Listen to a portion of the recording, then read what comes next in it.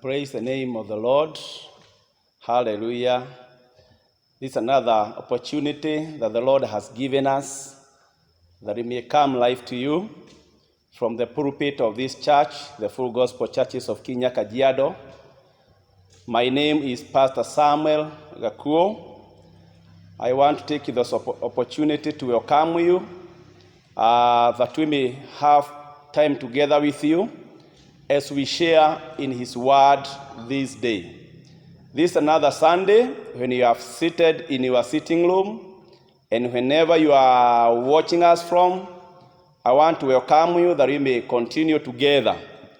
Today, I would like us to share on a topic, dwelling in the presence of God. Hallelujah. And I'd like us to read from the book of Psalms 15 and verse number 1 to 3, and I hope that God is going to bless us.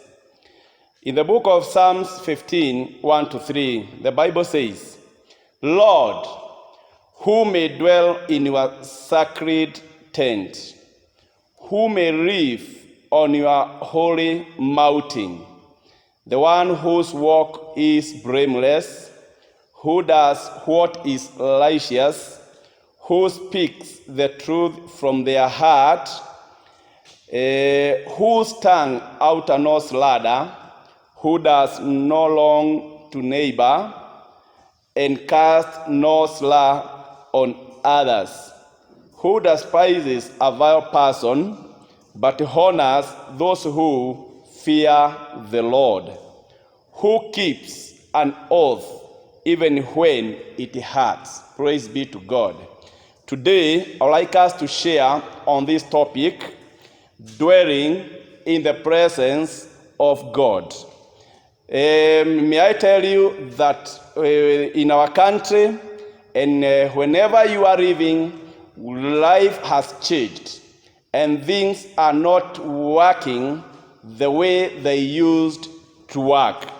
And so, what we need to do is to think on how to dwell in the presence of God. Things may change, but our God don't change. Economy of the country may change, but our God never change. And so I want to say that we need to think and to meditate upon this word, that who may dwell in your sacred unit. In another version, the Bible says that who may dwell in your sanctuary. And even in another one, it says who may dwell in your tabernacle. And all these I want to say talk about the sanctuary or the sacred tent. It was a place where people used to meet during the Israelites, where people used to meet and they could meet with their God. And in other words, it was known that in the sanctuary, it is where the presence of God was. And when I talk about who may dwell in your sacred tent, this stands for the presence of God, that who may be in the presence of God. Hallelujah. And so, I'd like us also to look at the word from the book of Isaiah. Still we are holding on the Psalms. I'd like us, we read from the book of Isaiah, and we are going to see more about the sanctuary or tabernacle. That is Isaiah is chapter number 2 and verse number 1. And this is what the Bible says. And we will be going back to Psalms later. This is what Isaiah, son of Amos, saw concerning Judah and Jerusalem. In the last days, the mountain of the Lord's temple will be established. The mountain of the Lord's temple will be established.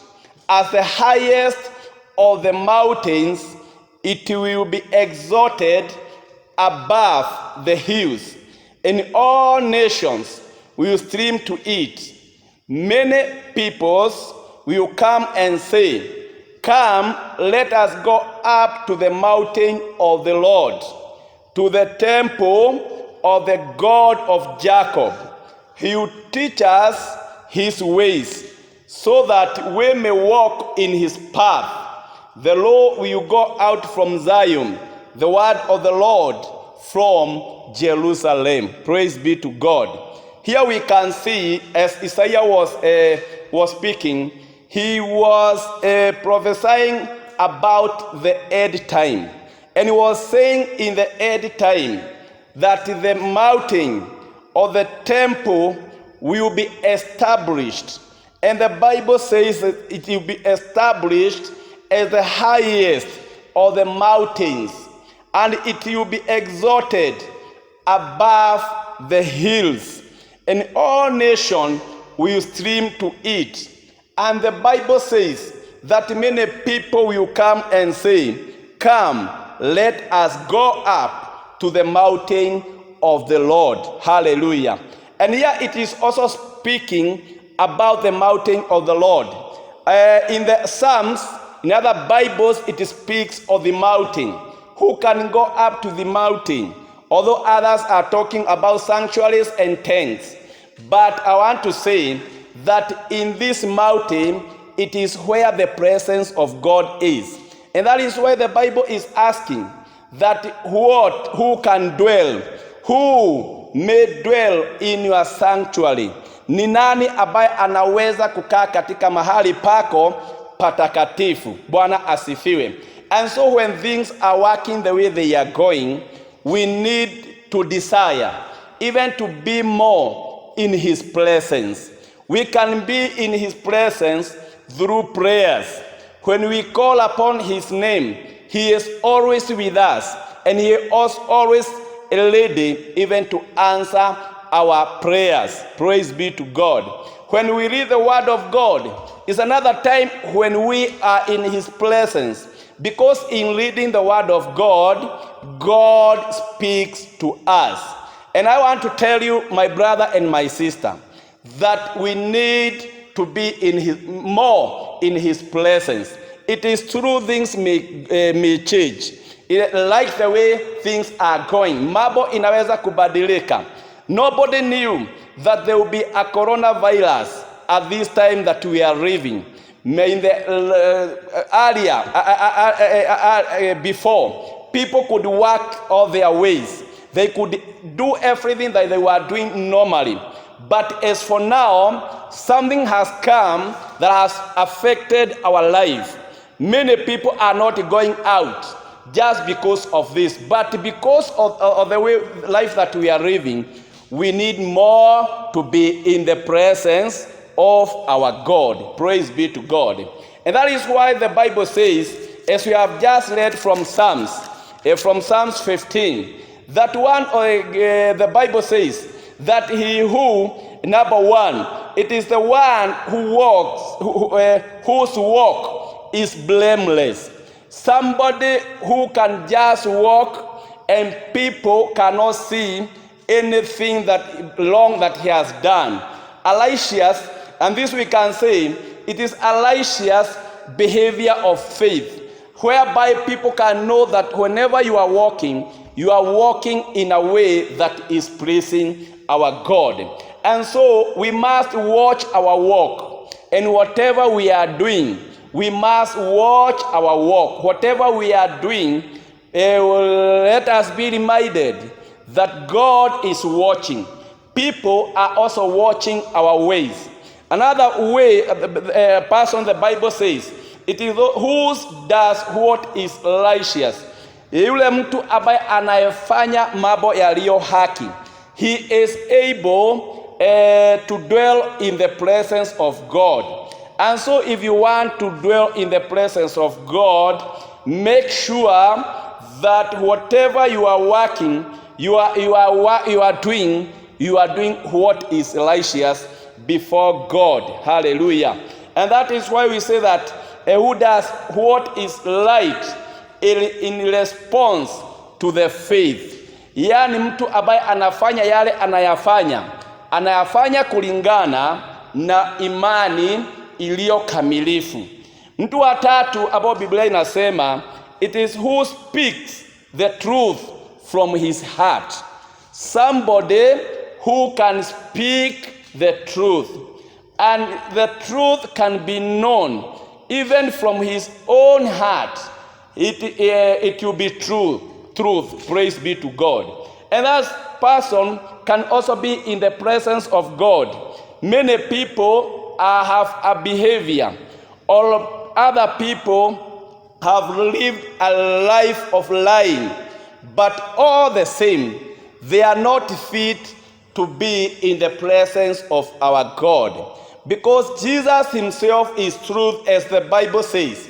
And so each and every one who is follower of our Lord Jesus Christ must be truthful. Praise be to God. Another person the Bible says is who has no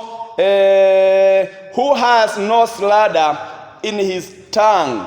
Somebody who speaks the truth, and somebody who does not backbite. He cannot speak bad of his neighbor. He cannot speak evil of his neighbor. And that person is fit to be in the presence of God. Hallelujah. In other words, we are saying who does not speak behind the back of someone in order to destroy his reputation. Because many people have been doing that. But the one who is fit to be in the presence of God, he is a person who has no slander in his tongue. Praise be to God. And so may I tell you, my brother and my sister, let us desire, let us have that desire to be in the presence of God. Coronavirus has come and it is going. But more and more, let us have that desire to be in his presence. That is why we are encouraging to have our fellowship at home. That is why we are calling upon people to create their own time, even to be with our God. Because in the presence of God, God speaks. Praise be to God. And so God is doing a new thing. And let us wait upon him in his presence. And he is going to do good and greater things in our life. Hallelujah. And so may God bless you, and may God be with you, and may God walk with you, because in his presence he will be speaking to you if you desire to be in his presence. Hallelujah. And so may God bless you. I want to take this opportunity even to pray with you. Whenever you are, if you are at home, if you are at your place of work, and whenever you are watching me from, I want to pray with you. I want to commit your need before God, and I know that God is going to bless you. I'm requesting that you may close your eyes and breathe with me, that whatever has been disturbing you, and whatever has turned to be like a mountain before you, that he is going to remove it, and you are going to be a free person. May we pray together. Our Father and our God, I want to thank you because of this moment of time that you have shared your word on dwelling in your presence. We know that our country and even the church is going through hard time. We know that even the families are also going through hard time. But Lord, I want to pray and to commit each and every one before you, O Lord. Whoever is watching this program, and whoever, Jehovah God, whenever he is, I want to commit him before you, O God. Some are not feeling well. Some have nothing to eat tonight. Others, Jehovah God, are struggling to live. I want to commit them before you, O God. Help them, Father, to live in your presence. May you meet the needs of those who are needy. Lord, who are sick, may you touch them, dear Father, and may they receive the healing of their body. Father, we thank you and we bless you because you are going to bless us. It is in Jesus' name that I pray and also believe. Amen. Amen. Thank you for watching this program. We'll be coming to you every Saturday. You can subscribe, and then you can also turn the notification bell, and God is going to bless you as you continue watching us. Shalom. May God bless you. May God be with you. Amen. Amen.